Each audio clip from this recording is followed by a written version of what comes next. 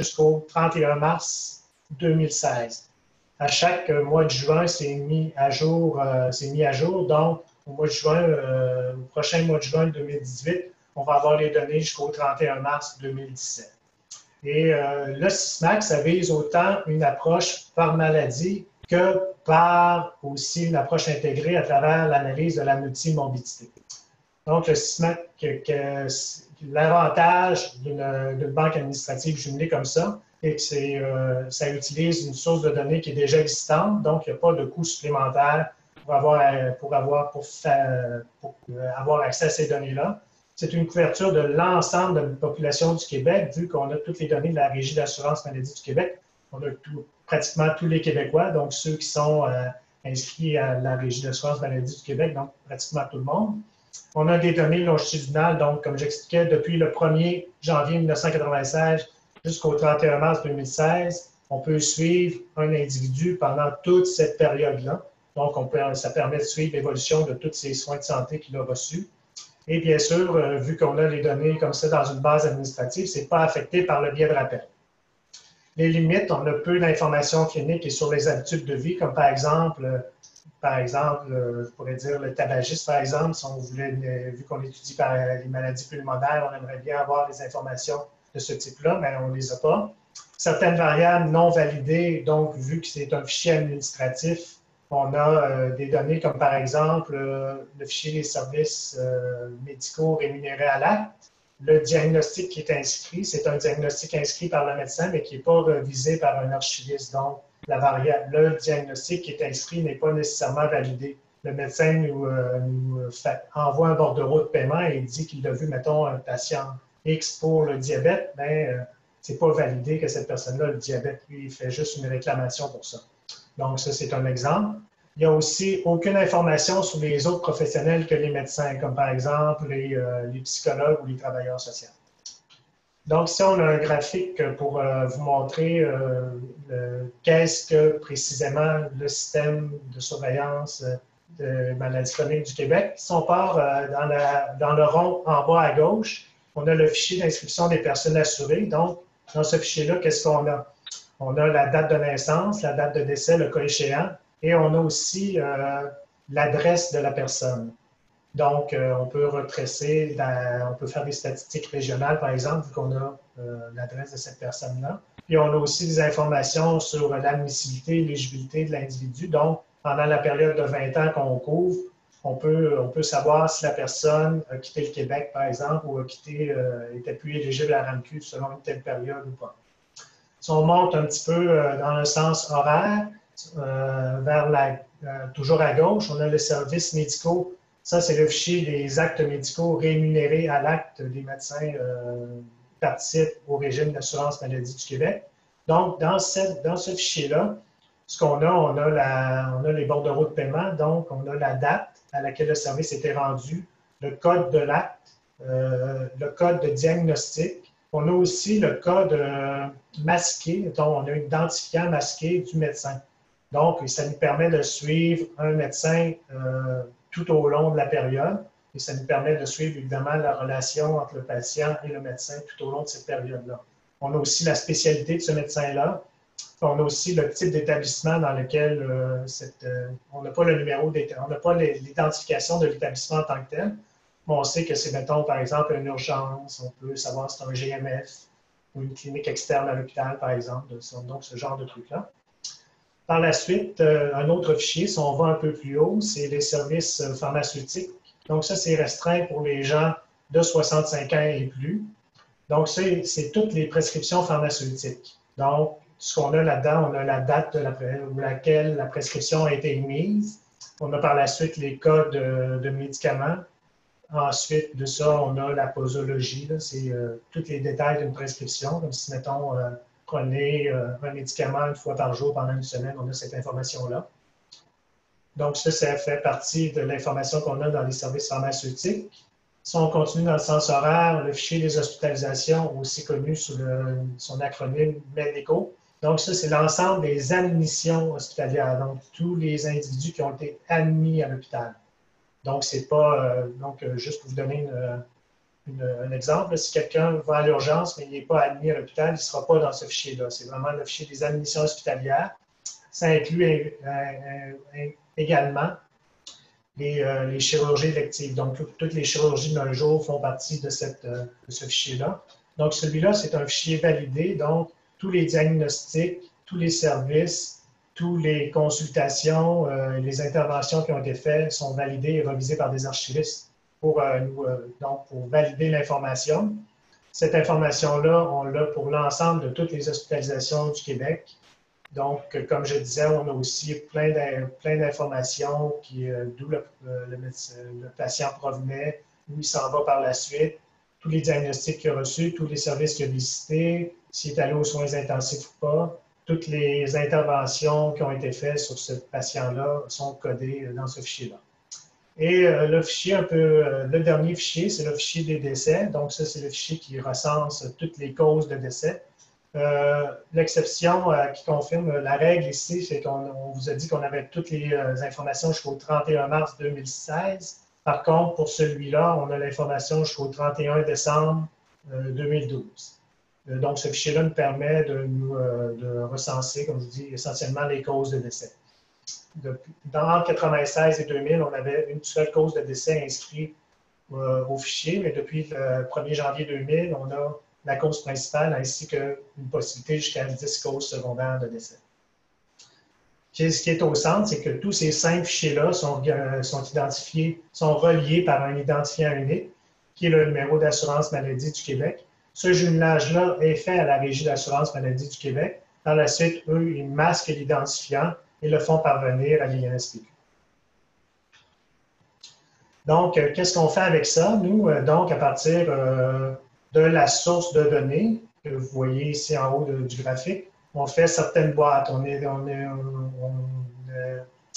On étudie plusieurs maladies chroniques, mais séparément et ensemble, comme par exemple l'ostéoporose, le diabète, et celui qui vous intéresse plus ici dans notre cas, c'est l'ensemble des troubles mentaux. Et on étudie aussi également les maladies respiratoires, l'Alzheimer, les maladies cardiovasculaires, les maladies ostéo-articulaires. Et le fardeau global, ça, c'est l'ensemble des maladies mises ensemble, donc l'étude de la multimorbidité.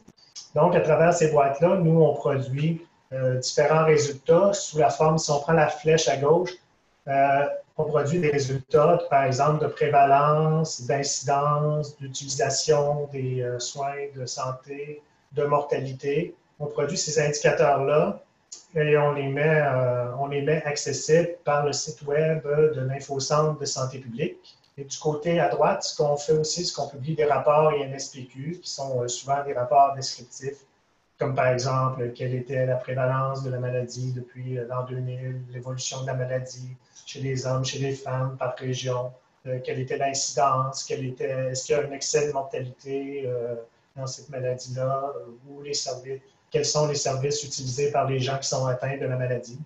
Donc, ça, c'est les rapports INSPQ et aussi pour les gens qui veulent creuser encore plus un sujet particulier, on peut on peut faire des articles scientifiques également. Donc, la surveillance des troubles mentaux, là, on vous a présenté le SISMAC de façon globale. Et ici, on va vous présenter un petit peu plus de façon particulière la surveillance des troubles mentaux en tant que tels. Donc, nous, ce qu'on a, les maladies qu'on étudie présentement dans la boîte, là, on étudie l'ensemble des troubles mentaux, donc tout ce qui est codé dans les troubles mentaux, dans les fichiers que je vous ai présentés tout à l'heure, et aussi, de façon plus particulière, parmi l'ensemble des troubles mentaux, on étudie séparément les troubles anxio-dépressifs, les troubles schizophréniques, les troubles du déficit de l'attention, le TDAH, les troubles du spectre de l'autisme, les troubles de la personnalité et les troubles liés aux substances. Ça, présentement, notre rapport est en cours de rédaction. Donc, c'est toutes les maladies qu'on a regardées de façon plus particulière à ce moment-ci, dans les troubles mentaux. Les issues étudiées, comme je vous ai un petit peu présenté tout à l'heure, on a la prévalence, il y a annuel ou cumulé, ça c'est qu'est-ce qu'on veut dire par là.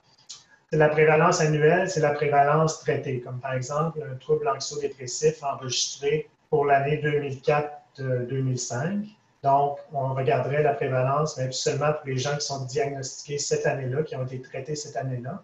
Et les cas cumulés, ça pourrait être à partir de l'année, par exemple, 2004-2005, ce serait tous les cas de cette année-là et des années antérieures également. Donc, les cas d'ancienne date.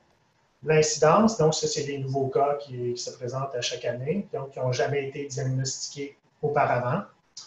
Il y a l'utilisation des services et la continuité des services, donc le nombre de services reçus, la durée du service reçu. Est-ce qu'ils sont allés voir un médecin spécialiste, un omnipraticien?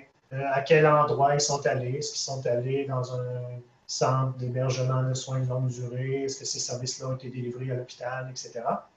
L'ensemble des comorbidités, si on a fait ça en particulier pour, par exemple, les troubles du spectre de l'autisme, on a regardé plusieurs maladies chez les gens, mettons, atteints du spectre de l'autisme, des troubles du spectre de l'autisme entre l'âge de 1 et 17 ans. On voulait savoir si, par exemple, les gens est-ce que ces gens-là avaient plus de maladies infectieuses que les gens qui ne répondaient pas à la définition du cas. Il y a aussi la mortalité, donc on mesure l'excès de mortalité pour les gens qui sont atteints de certains troubles mentaux, comme par exemple les troubles schizophréniques. On les compare avec la mortalité pour la population en général. Les croisements possibles, comme je vous ai présenté tout à l'heure, on a le fichier d'information sociodémographique, donc on peut faire des croisements selon l'âge, selon le sexe. On peut regarder dans le temps sur une période de 20 ans.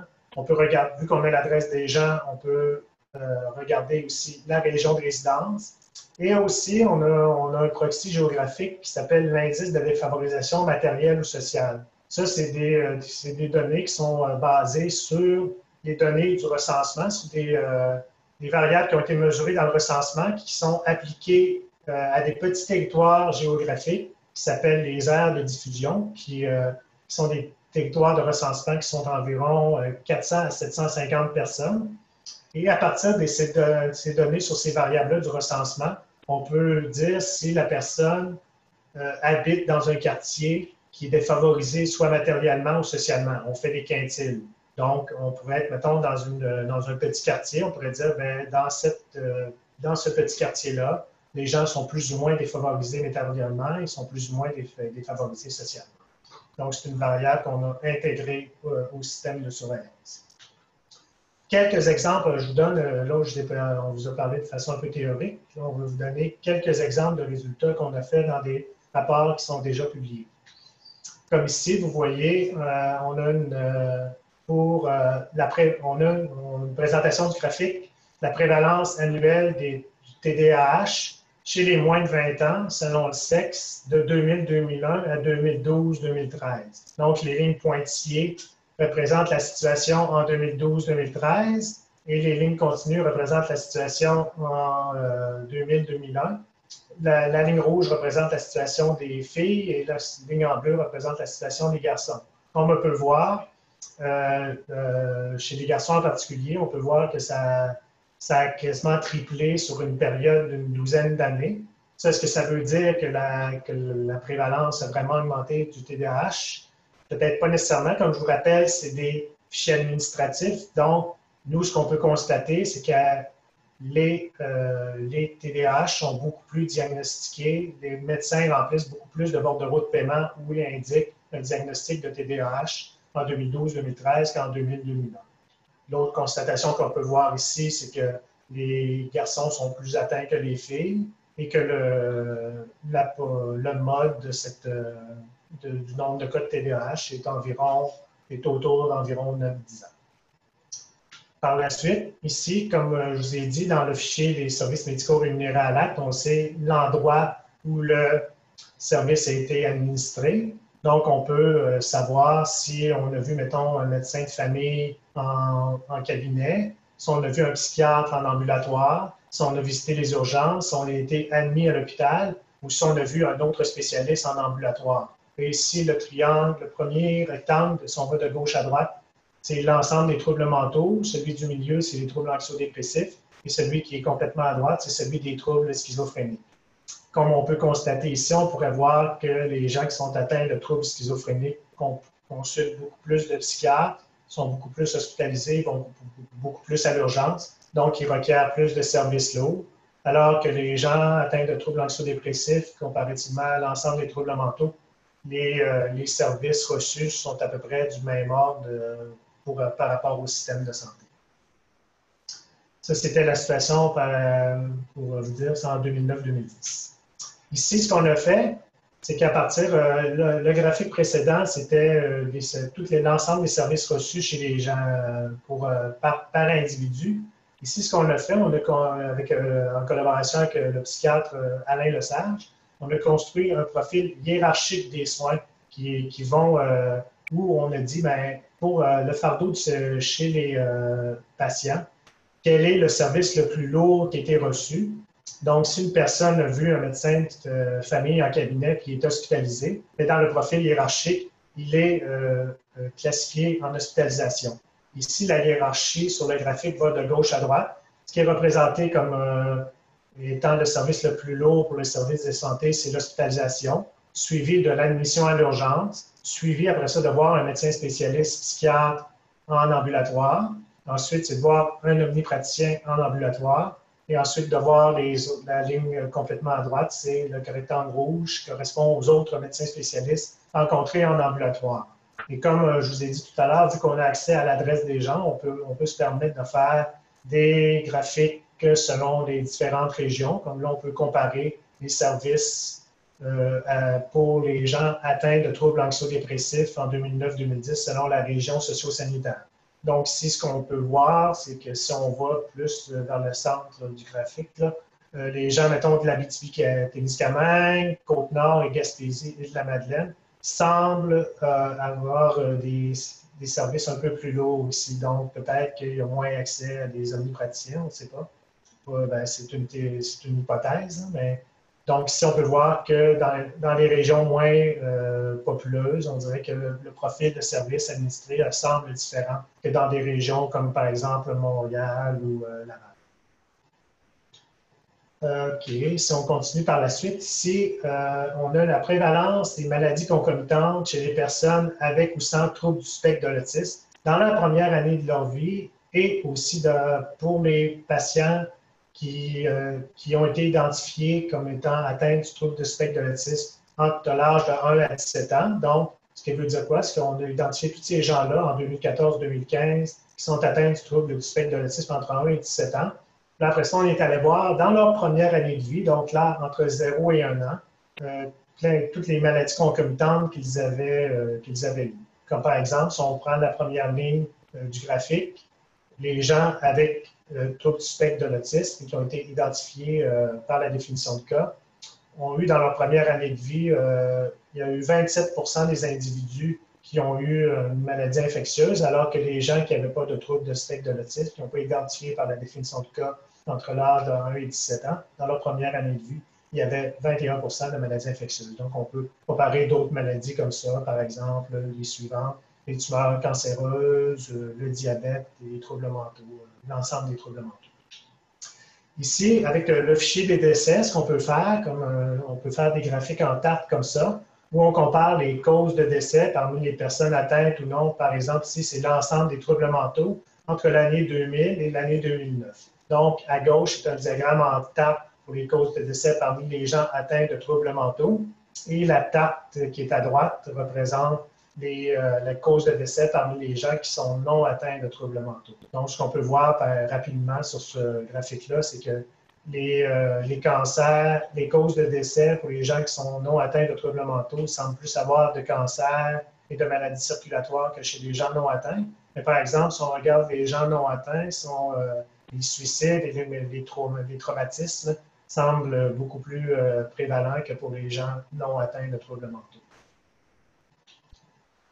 Ici, on a un autre exemple de comment présenter les causes de décès. Donc, c'est les nombres et les taux de mortalité selon la cause de décès chez les personnes de 1 à 24 ans avec ou sans trouble du spectre de l'autisme entre 1996 et 2011. Donc, ici, évidemment, on parle de gens de 1 à 24 ans, donc parfois, c'est des chiffres très petits. Comme si les causes de décès avec un suicide, ce qu'on peut remarquer, c'est qu'il y en a eu 10 pour les gens qui répondaient à la définition de cas du TSA, alors qu'il y en avait 1557 pour les gens qui ne répondaient pas à la cause du trouble du spectre de l'autisme, mais avec les taux, ça donnait environ un rapport de taux d'environ 2,5, donc environ 10 de taux de mortalité de taux de suicide pour les gens atteints avec un TSA, comparé à 4 pour les gens qui n'ont pas atteint de TSA. On pourrait le faire pour d'autres causes de décès, comme on voit dans le tableau, le reste du tableau. Donc, ça, c'était la présentation. On va vous présenter maintenant les travaux qu'on a présentement en cours et toutes les collaborations que l'on fait avec d'autres organismes. Le développement des tableaux. La planification des indicateurs et des livrables doit toujours être pensée en fonction du développement du système de surveillance et de leur acteur. Donc, ce que ça veut dire, cela, c'est que, comme vous avez présenté au début, nous, notre plan de surveillance, c'est une entente avec le ministère de la Santé du Québec. Donc, tout ça doit s'inscrire en fonction du développement du système de surveillance. Donc, ce doit être les recherches qui sont faites avec cette banque de données-là doivent être pour des fins de surveillance. L'analyse des soins et services est réalisée aussi dans une perspective de déterminant de l'état de santé du patient. Donc, c'est encore une fois l'encadrement. Donc, tout doit être, cette banque-là a été jumelée, mais elle nous a été, on nous permet de l'analyser selon certaines conditions qui sont nommées ici. Donc, pour la partie des troubles mentaux, le responsable scientifique, celui qui chapeaute les travaux à l'INSPQ, c'est un psychiatre qui travaille à Montréal, à l'hôpital Hochelaga-Maisonneuve, qui est Alain Lesage, à l'Institut universitaire de santé mentale de Montréal, j'aimerais dire. Tous les nouveaux sujets sont traités en collaboration avec des psychiatres spécialisés, des groupes experts du domaine ou encore des centres de recherche. Par exemple, on a travaillé avec un médecin, un psychiatre des Laurentides, M. Lionel Caillol, pour développer la surveillance des troubles de personnalité limite.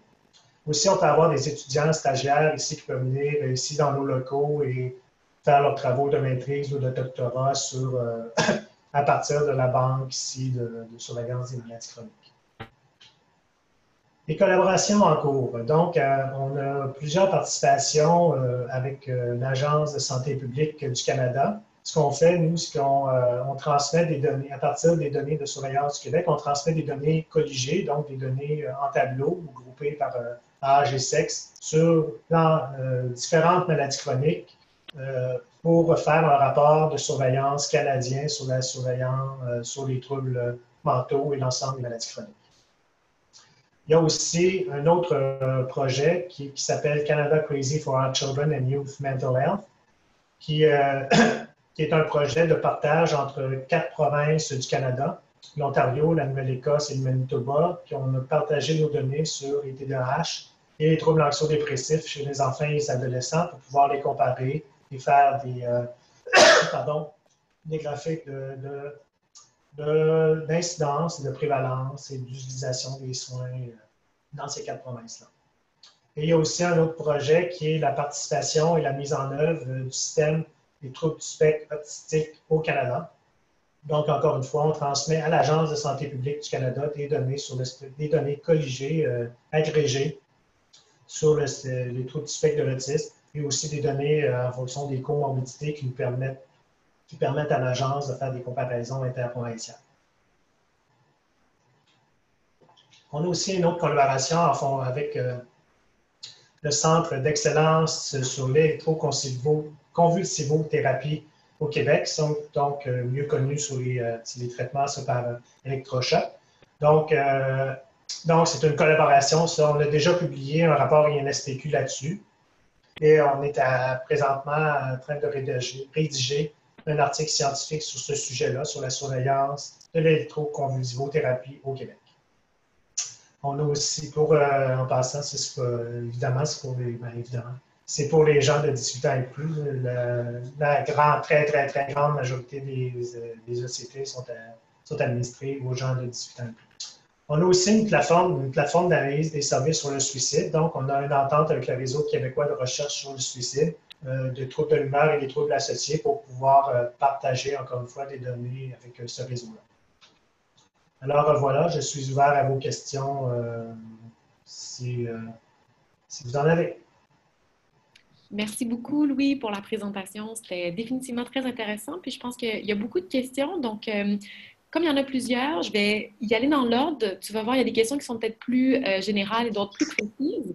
On va commencer avec la question de Mark Andrew Stephen qui nous demande est-ce que les données des services médicaux incluent aussi ceux des médecins salariés, donc des médecins qui ne seraient pas payés à l'acte?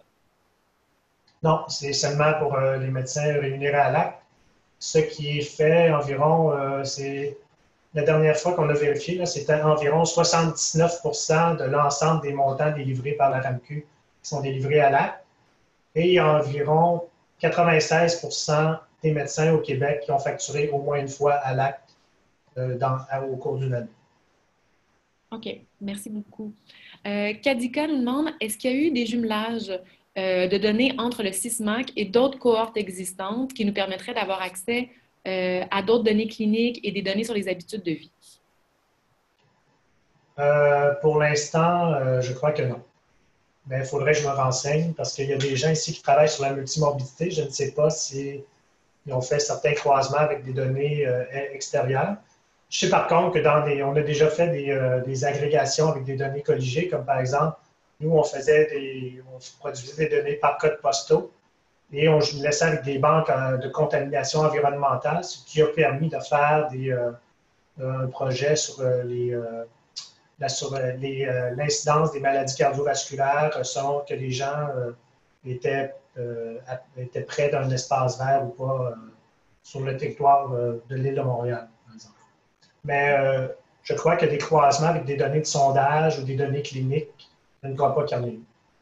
Sauf, oui, c'est que il y a juste une fois qu'on a fait, ce que je pense, c'est depuis 2010. Là. Alors là, je viens de me rappeler qu'on a fait, à un moment donné, une étude de validation de la définition de code du diabète, parce que comme je vous ai expliqué tout à l'heure, les fichiers des services médicaux ne sont pas nécessairement validés. Donc, ce qu'on fait, c'est que nous, on fait des définitions de cas à partir des données administratives qu'on a. Comme par exemple, pour le diabète, c'est avoir reçu 2 actes médicaux à l'intérieur d'une période de 2 ans. Ou encore, on pourrait dire, ou avoir reçu une hospitalisation, vu que l'hospitalisation, c'est des données validées. Donc, dans ce cas-ci, quand c'est une hospitalisation, on dit ça, donc c'est validé, cette personne-là a vraiment le diabète.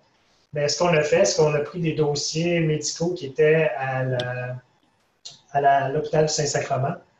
On les a extraits, puis ils ont été envoyés à la Régie d'assurance maladie du Québec. Nous, on a envoyé nos données et les ont fusionnés, les ont fusionnés par le numéro d'assurance maladie. Ils ont masqué le numéro et ils nous ont renvoyé les données, ce qui nous a permis de vérifier si, à partir des dossiers réels de diabète qu'il y avait à l'hôpital, si les gens répondaient à notre définition de cas. Mais je pense que la question de la personne était plus, est-ce qu'on a pris des données cliniques qui étaient ailleurs, dans des hôpitaux ou ailleurs, pour les fusionner au système? Ça, je ne crois pas qu'on ait fait ça. Parfait. Merci. Une autre question de Matthew Minier. À quel point les algorithmes utilisés pour identifier les troubles mentaux sont-ils similaires à ceux utilisés par d'autres organismes canadiens? Matthew dit comme par exemple l'ICES, donc j'imagine qu'il fait référence c'est le Institute for Clinical Evaluative Science, à moins que ce soit l'ICIS, qui est l'Institut canadien d'information sur la santé. C'est l'ICES, c'est celui de Toronto.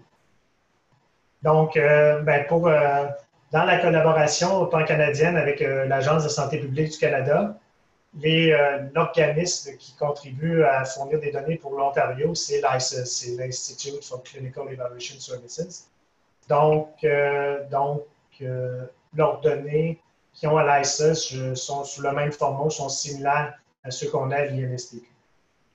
Et la question était... Par rapport aux algorithmes, en fait, pour identifier... Oui, ils utilisent les mêmes algorithmes que nous. OK. Oui, parce qu'il y a beaucoup... Il faut dire aussi que pour valider des définitions de cas, comme on a fait, nous, avec le diabète, on a utilisé beaucoup de ce qui s'était fait ailleurs au Canada aussi pour l'appliquer. Et la grande majorité des validations de cas, mais surtout pour le cas particulier des troubles mentaux, ont été faites par ICES, justement, par une personne qui s'appelle Karen Tu, qui a fait ça à partir des EMR, Electronic Medical Records. Donc, il y a certains médecins de famille qui participent à un réseau en Ontario de dossiers médicaux électroniques. Donc, ils ont pu obtenir ces données-là et les jumeler avec leurs données de système de surveillance pour pouvoir valider la définition de cas. Super, merci. Une autre question qui nous vient de Mathieu. Il demande, on en a parlé tout à l'heure des troubles liés à l'utilisation de substances, donc alcool, drogue. Est-ce que dans l'état actuel des données du SISMAC, ce serait possible d'identifier des personnes avec ces troubles liés à l'utilisation de substances? Oui, mais présentement, on a un chercheur, Christophe Wynne, qui travaille aux travaux sur les troubles d'utilisation de substances.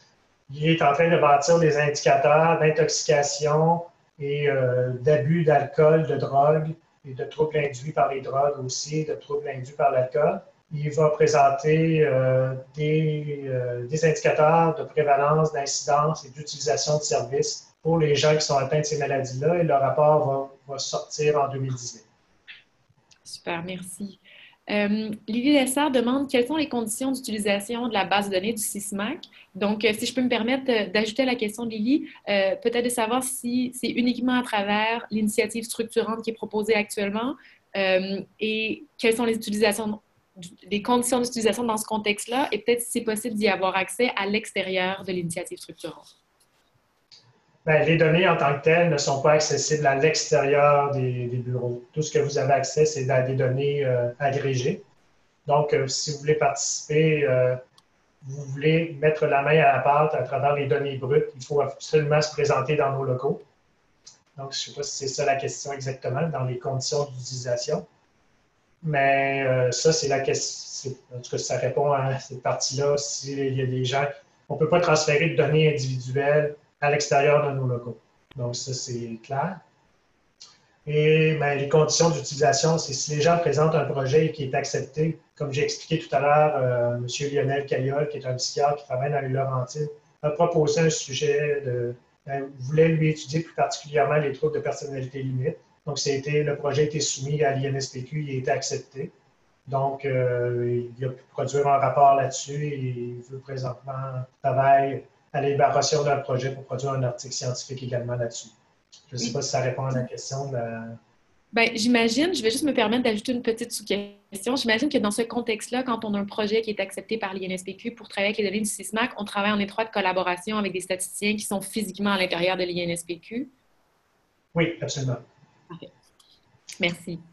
Une autre question de Marc-Andrew Stephen. Pourquoi la prévalence, je crois qu'on faisait référence à vos courbes que vous avez présentées un petit peu plus tôt, pourquoi la prévalence de TDAH diminue après l'âge de 12 ans? Est-ce que les jeunes sont guéris de leur TDAH? Non, c'est que ça, c'était des... Non, c'est juste qu'il est moins diagnostiqué à cet âge-là. C'est que ce qu'on remarque là-dedans, c'est que je l'ai en tête, le graphique, c'est que les gens sont plus identifiés à l'âge de 10 ans qu'à l'âge de 12 ans. Ils sont moins identifiés plus tard dans leur vie. C'est que les gens qui sont pour connaître la dynamique un peu du TDAH, c'est que les gens qui ont TDAH, ils l'ont à vie, mais sauf qu'ils peuvent, en avançant en âge et à l'âge adulte, ils développent des stratégies pour pouvoir contrôler leur TDAH. Ils n'ont pas nécessairement besoin de services médicaux. Donc, je crois que ce serait plus ça la réponse, mais probablement que cette réponse-là, que cette question-là devrait plus s'adresser à M. Alain Lesage, qui est un médecin. Moi, malheureusement, je ne peux pas répondre de point de vue clinique qu'est-ce qui arrive pourquoi le TDAH arrive moins à l'adolescence. Parfait. Je fais juste constater, moi, le fait que c'est moins diagnostiqué par les médecins, qu'il y a moins de bordereaux de paiement qui sont émis avec ce diagnostic-là à l'âge de 12 ans qu'à l'âge de 10 ans. Parfait. Merci beaucoup. Arnaud Duhoux demande, est-ce que les troubles anxio-dépressifs sont séparés ou non dans la base de SISMAC? Donc, comment les diagnostics sont estimés? Quels algorithmes sont utilisés? Si je me souviens un peu par cœur, si vous voulez savoir, c'est avoir au moins, on parle de prévalence traitée, c'est d'avoir un acte médical ou une hospitalisation à l'intérieur d'une année. L'individu doit se requalifier à chaque année pour être considéré comme un cas prévalent. Et les cas, là, je pourrais vous donner les codifications en C9, qui sont des codes 296, 300 et 311, je crois, mais de mémoire.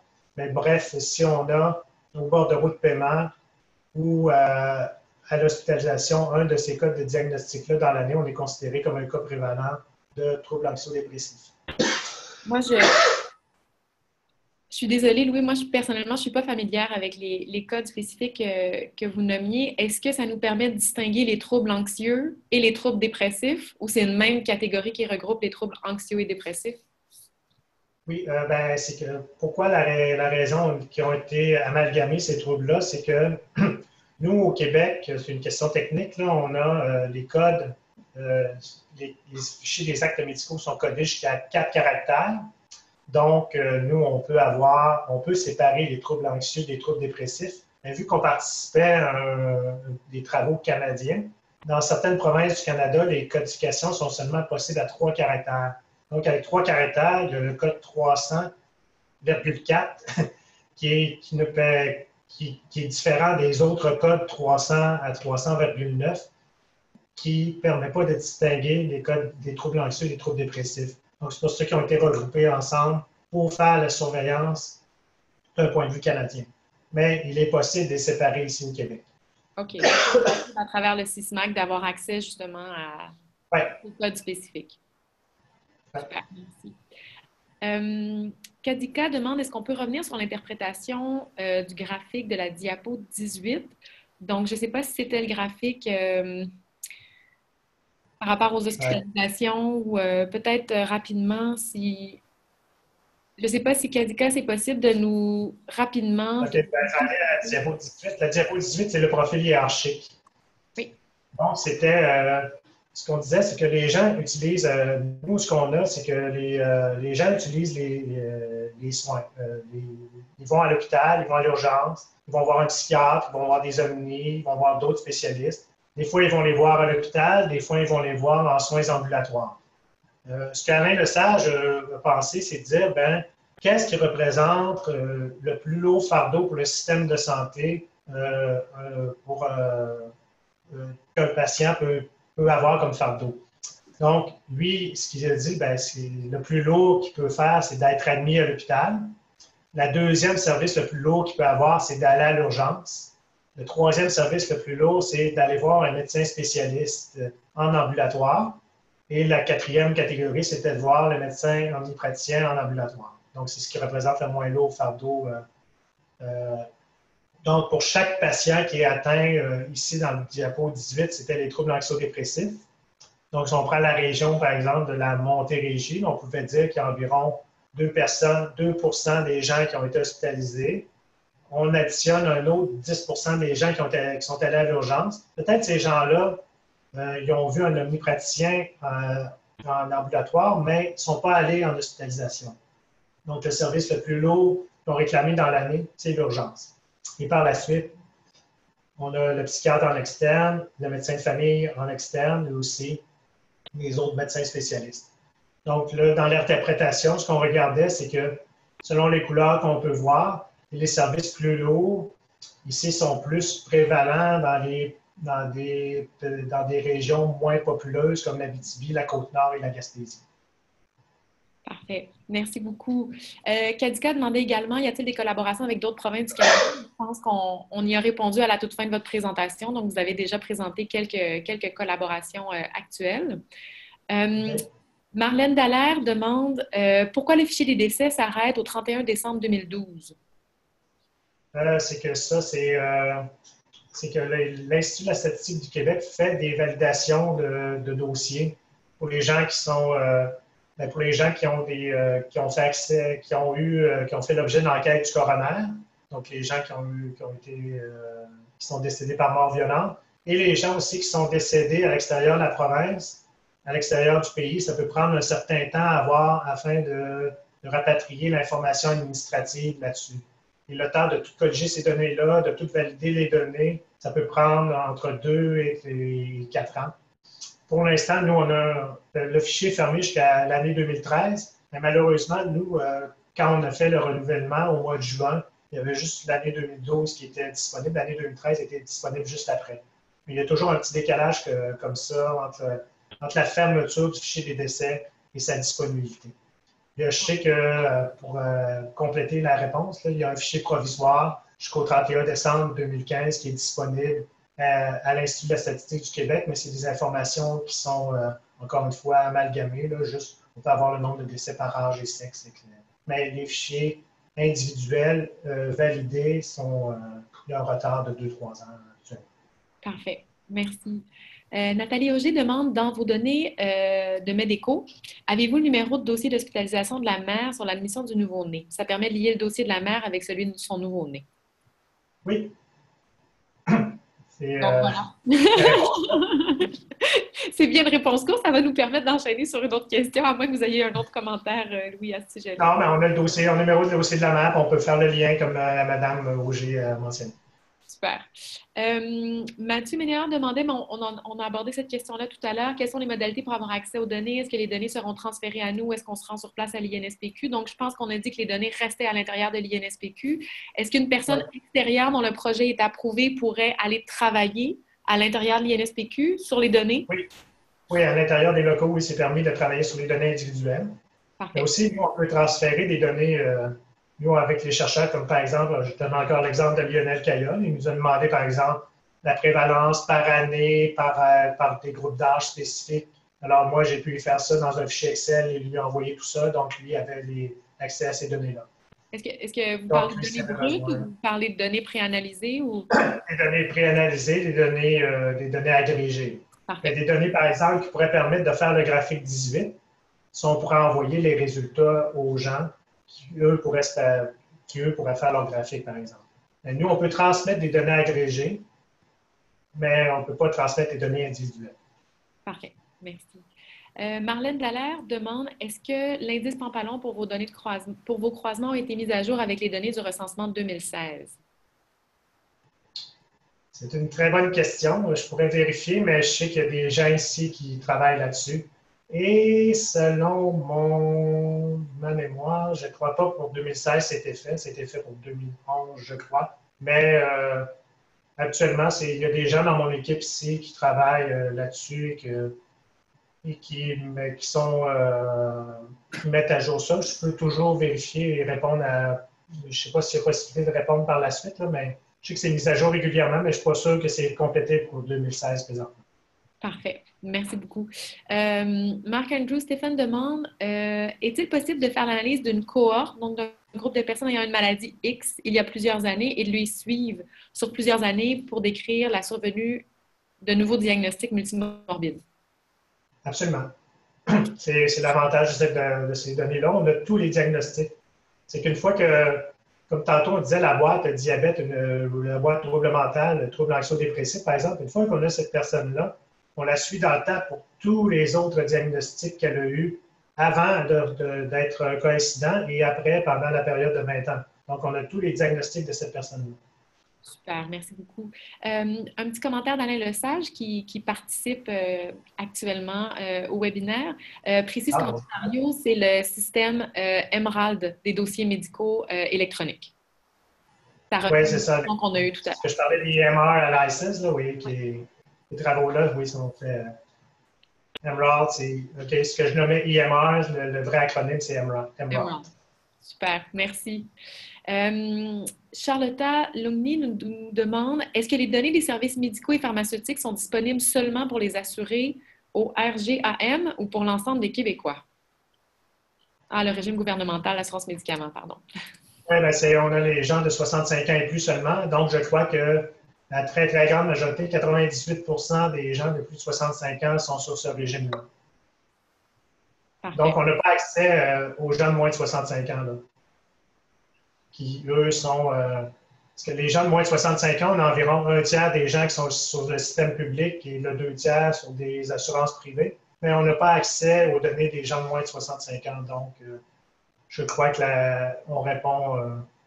répondre à la question de la personne en disant, bien, vu qu'on a 65 ans et plus, bien, c'est l'ensemble. Je pense que c'est 98 des personnes de 65 ans et plus.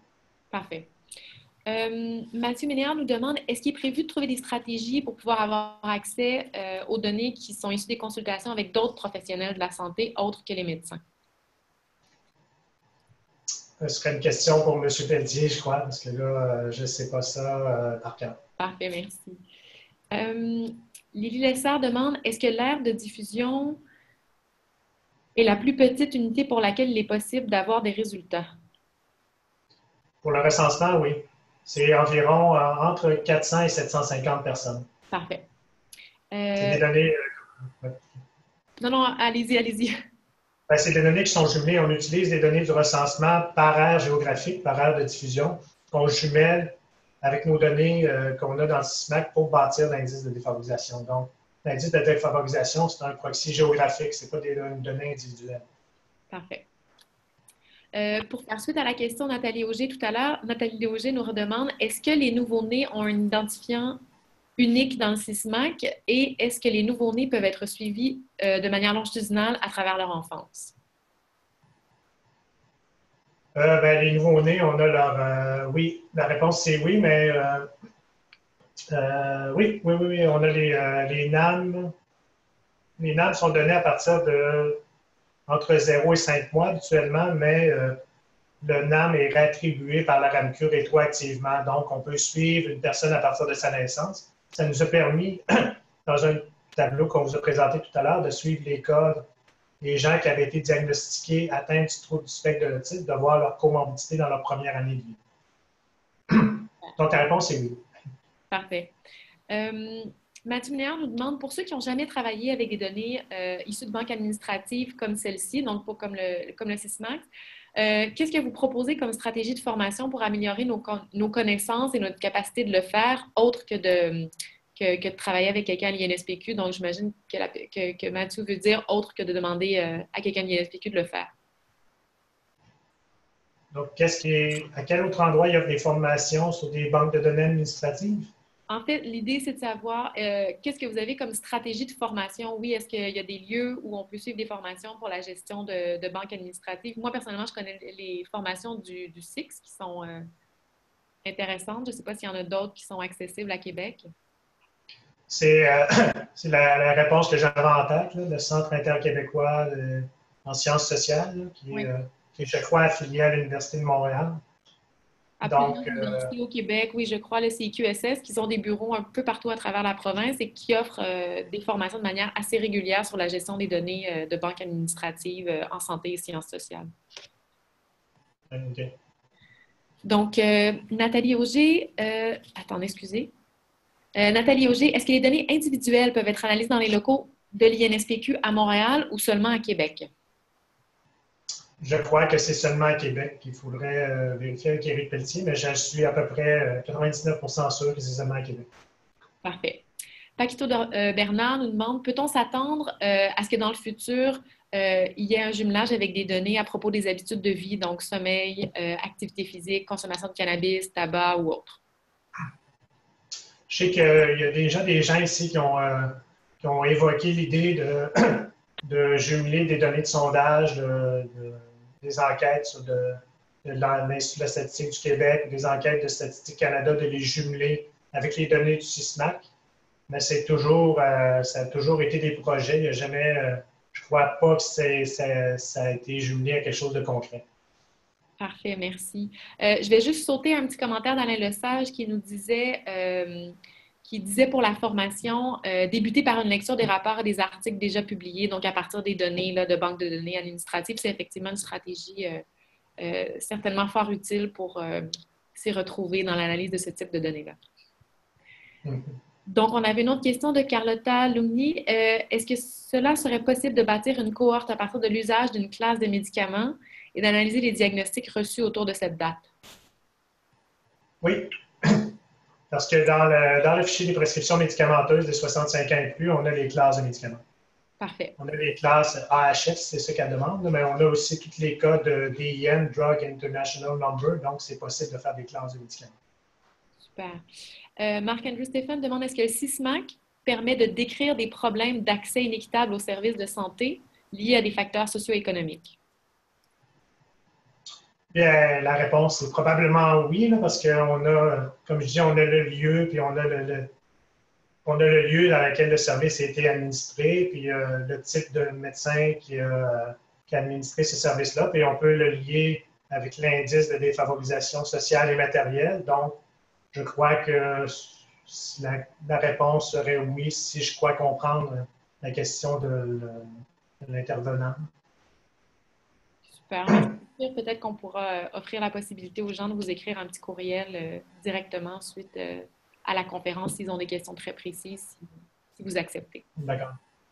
Nathalie Auger dit, pour revenir sur les NAM des nouveau-nés, à ma connaissance, ceux-ci sont disponibles pour les naissances à partir de 2006 dans Médico. Pouvez-vous confirmer que le NAM est également disponible rétroactivement pour la période avant 2006? Dans Médico, faudrait que je vérifie. Là. Je ne sais pas par cœur. Parfait. Donc, ça couvre les questions qu'on avait. Je pense qu'on rentre très bien dans notre temps. Il est 12h57. Si jamais d'autres personnes ont rapidement une petite question à ajouter, n'hésitez pas à le faire. On a encore peut-être 1 ou 2 minutes pour y répondre. Sinon, s'il n'y a pas d'autres questions, je pense qu'on va clôturer le webinaire. Un très grand merci à M. Rochette. C'était excessivement intéressant et on a vu par la quantité de questions et le nombre de participants qui ont participé, l'intérêt que ça a suscité. Donc, je vous rappelle, si vous êtes plusieurs dans une salle, ça serait très important de nous inscrire le nombre de personnes qui sont avec vous à des fins statistiques. Donc, à nouveau, je tiens à remercier très chaleureusement notre conférencier Louis Rochette. C'était un plaisir. Je remercie également Denise Koubaniou-Dakis, qui est la coordonnatrice du regroupement santé mentale du RRSPQ, pour toute l'organisation, la gestion technique et scientifique du webinaire. Et je vous rappelle que vous allez recevoir très bientôt un courriel dans lequel vous allez trouver toute l'information concernant l'enregistrement de la conférence, le PDF de la présentation, et on va y joindre également les informations relatives à l'initiative structurante du RRSPQ. Donc, je vous remercie à tous d'avoir participé à ce webinaire et je vous souhaite une très bonne fin de journée. Merci, au revoir.